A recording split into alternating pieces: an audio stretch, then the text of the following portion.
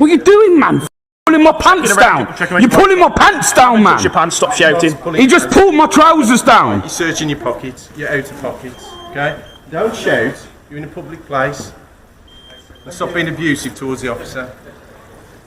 You're abusing me right now. No, we're not. Yes, you are. You're abusing me now, Sergeant. No, he's not. Yes, he No, is. he's not. Welcome to UK Audit Network, where misconduct is exposed, police and legal actions are examined, individual rights are defended, and accountability is demanded. Today's episode is brought to you by BareBritainAudits. Be sure to check the link below, subscribe to his channel, and give him the support he deserves. In this episode, Auditor Bear is simply exiting a shopping center when he encounters a knife arch positioned directly across his route. He chooses to walk around it, a perfectly lawful decision, and that's where the situation begins to unravel. Officers immediately block his path, insist he must pass through the arch, and when Bear calmly refuses and asserts his rights, their patience disappears. They escalate straight to detention and search, not because of any real suspicion, but because he didn't comply.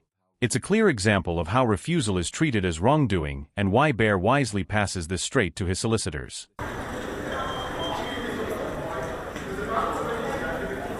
You need to go through this. Nah, I don't. I ain't going through it, and you're obstructing my way. Yes, you are. This is a public footpath. Why don't you want to go? Because I don't want to go through it. Because it's not. I don't have to. It's not a legal requirement to go through it, bro. What's the problem? I don't want to go through it. That's why. Okay, well obviously refusing to go through the arch builds our suspicion, doesn't it? No, it doesn't. Oi, listen. You think if I had something on me, yeah, I'm going to be stood here arguing with you? You're an idiot, mate. No. You're an idiot. People do. You're an absolute idiot. Okay. You're an idiot. I ain't going through it. Move out my way. You're in my way. No. You're in my way. the arch, please. I'll stand here all day then. I'll wait until you go. Well, you can stand there all day. Yeah. Does it make you feel big, does it? Powerful? No, I'm just doing my job. No, Okay. you're not doing your job, man. You're not doing your job. Stuff like this is aimed to make the community safer, to prevent people from carrying knives and stuff like that. Alright? Talk shit. Okay. You talk shit. That's exactly what it's for. You talk shit. Gonna move out my way, please, miss? No. Like we said, it raises suspicions. Because I don't get dictated to by you. That's why, yeah? No way, when I'm going about my day, am I being dictated to by you, or him, or him, or him, or her, or him. Not one of you's dictating to me to walk through that piece of shit. A knife arch does not magically turn a public footpath into a mandatory checkpoint. Bear choosing to walk around it isn't evasive behavior. It's the exercise of free movement on public land. The moment an officer says, "If you don't go through it," that raises our suspicion, the truth comes out. Suspicion is not supposed to be created by refusal. It must exist beforehand, based on observable behavior or intelligence, not triggered because someone declines to participate in a voluntary setup. And the familiar "it's for community safety" line is a well-worn deflection. Community safety does not mean automatic compliance or surrender of rights. If it did, any refusal could be labeled suspicious, and police powers would have no limits. You can go the long way around. No, I can't. Oh, right, so if you really think there's suspicion, so if I turn and say I'm walking the other way now, you're not going to search me, no? Don't be criminal officers. You contradict yourselves, man. You contradict yourselves. You're going to be saying for purpose of search under section 1 apace, alright? You're searching me? Yeah, I'm going to search you. Wow, get You've been your aggressive. hands off You've been me. aggressive and shouted at me, so I'm going to put you in cuffs for my safety for now. Are you mad? Safety, alright? Are you mad? Just give me your hand, please. What the is wrong with you? Careful your wrist, alright? Oi, I'm recording you, you fine. silly. Recording. Right. Obviously, you've avoided the knife arch, didn't you? Well, there's no need to handcuff me like this. I've been stood here how long? You've avoided the knife arch, didn't you? Yeah, no, I just don't want to come through it. I just don't want to go through it. That's perfectly fine. What I'm looking for is any privacy articles, made so bladed articles, knives. Do not touch my... Less of that, alright, mate? Don't touch my... man. That's what the officer's telling you. Listen, bro, it's not a legal requirement. You're going to be hearing from my I'm solicitor. PC Edwards, 28212, the collar number. You're going to be hearing from my solicitor. The officer claims the handcuffs are necessary because Bear is aggressive and shouting, but a raised voice is not a safety threat. Handcuffs are not a tool to punish frustration or control tone. They are meant to prevent escape or harm. Bear isn't attempting to flee, isn't threatening anyone, and isn't making movements that justify restraint. When that justification falls apart, the officer pivots again, now claiming the search is lawful because Bear avoided the knife arch. That argument is even weaker. Avoiding a voluntary screening point does not indicate possession of a weapon. It indicates awareness of one's rights. Section 1 of PACE requires reasonable suspicion that prohibited items are being carried, not suspicion invented because someone declined an instruction. What are you doing, man? Pulling my pants down. You're pulling my pants down, man. Your pants, stop shouting. He just pulled my trousers down. You're searching your pockets, your outer pockets, okay? Don't shout, you're in a public place. And stop being abusive towards the officer. You're abusing me right now. No, you're not. Yes, you are. You're abusing me now, Sergeant. No, he's not. Yes, he No, is. he's not. Look, you ain't gonna find nothing, mate, because I'm not carrying anything. You're putting your hands down my trousers, man. You just put your hands down my trousers. Yes, he did. Just put his hands down my trousers. Yes, he did. Was that really worth it? Told you why you've been. Nah, you knew, man. If I had something on me, I'm not going to be stood here arguing with a copper, am I? So I don't have to walk through it now, do I? No, you've been searched. Do you want a copy of your search? Nah, do I? Shit. Don't want a copy of your search. Huh? Actually, yeah, I do. Gonna need it for my solicitor, ain't I? No problem. You'll take your details there and you're entitled to a copy of that. Nah, you don't need my details for a search. That's untrue. The constable's conduct is bad enough, but the sergeant's involvement makes it worse. A supervising officer is meant to act as a safeguard, stepping in when grounds are weak and stopping misuse of powers. Any sergeant with a basic understanding of stop and search law knows you cannot convert voluntary cooperation into compulsory suspicion. The search produces exactly what the law predicts. Nothing. No knife, no prohibited items, no retroactive justification. That result isn't coincidence. It confirms that the grounds never existed. When senior officers approve searches based on refusal rather than evidence, they don't just fail one individual.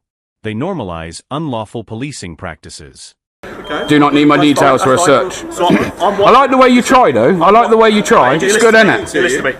I'm white British. How do you identify yourself as? I'll put not stated down here, alright? It's optional. I know it's optional. Are you going to give your name and date of birth? No? Okay. You know people don't have to go through here. And then to use Section 1 as PACE as your reasonable suspicion is abuse of powers, man. It's abuse of Section 1 of PACE, and you know it. You know it as a sergeant. I hope you do as a sergeant anyway. And then my solicitor's going to know this, and you're going to be hearing from him.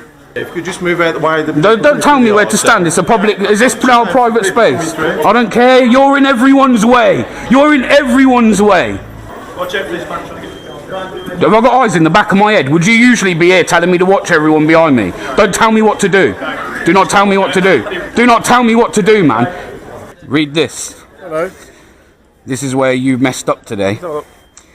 In general, police cannot compel individuals to walk through a metal detector in a public place. Okay. The act of walking through a metal detector is considered a voluntary, and there is no legal basis. Read the rest. No legal Read the rest, basis for demanding it. However, if Read the the police officer has reasonable suspicion or probable cause to believe a person is carrying a prohibited item, you didn't think I was. So read the rest then. Carry on reading.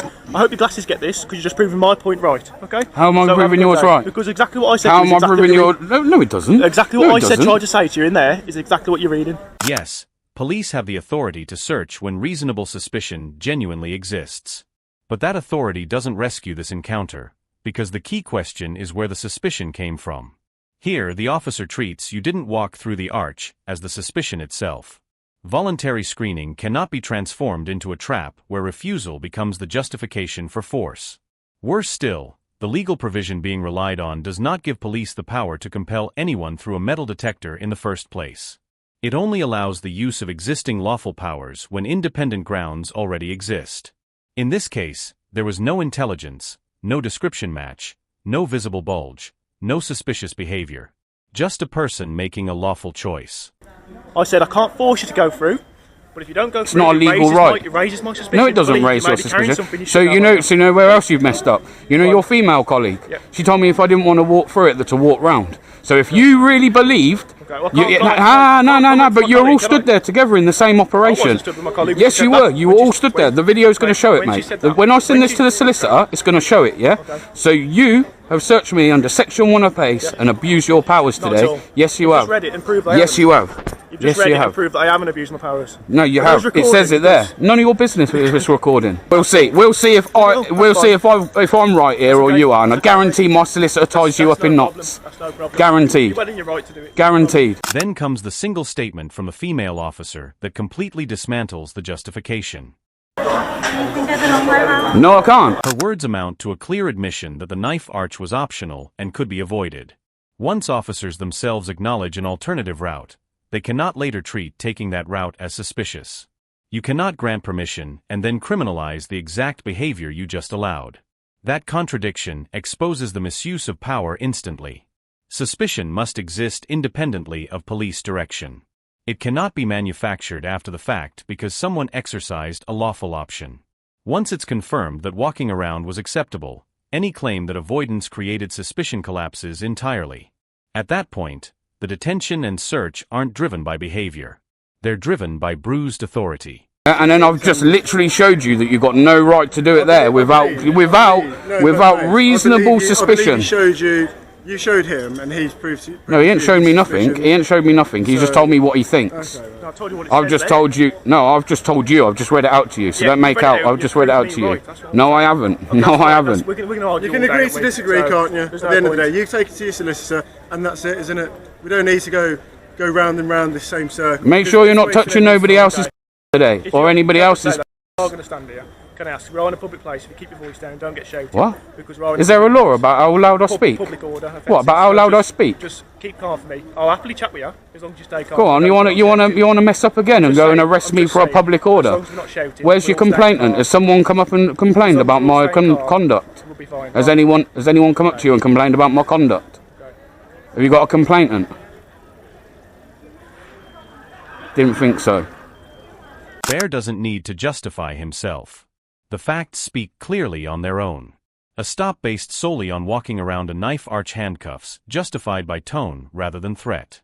A search approved by a sergeant that turns up nothing. Police forces don't defend encounters like this. They contain them. This is the kind of situation that doesn't end with an apology on the pavement. It ends weeks later with legal correspondence and a settlement. Looking at the episode as a whole, the failure is obvious. Officers attempted to control movement on a public footpath, offered an alternative route, and then punished Bear for taking it. When that reasoning collapsed, they escalated. Cuffs for aggression, a search justified by avoidance, and a supervising sergeant who failed to challenge any of it. Every decision was reactive, driven not by risk, intelligence, or evidence, but by non-compliance. The empty search at the end wasn't an unfortunate outcome. It confirmed that the entire interaction lacked lawful grounding from the start. And linking this to knife crime exposes the weakness of this approach. Standing in public spaces with metal detectors and pressuring lawful people through them does not prevent violence. It creates the illusion of action while missing those who actually carry knives.